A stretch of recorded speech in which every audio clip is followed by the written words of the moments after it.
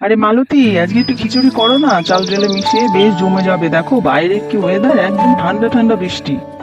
বলছো তো, সে তো আমারও একটু ইচ্ছা করে। আর তোমার ছেলেটাও খিচুড়ি খেতে ভালোবাসে।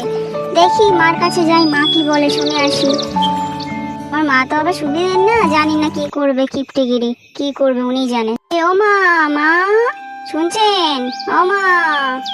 ও বাবা, কি কানে কালা নেই কি? আমি ওরকম চেঁচানোর কি আছে? হ্যাঁ, নিশ্চয়ই চাল ডাল নিতে এসেছে, আমি সব শুনেছি। তা হবে না কিন্তু। হ্যাঁ, আমি জানতাম আপনি এটা বলবেন, জানেন তো।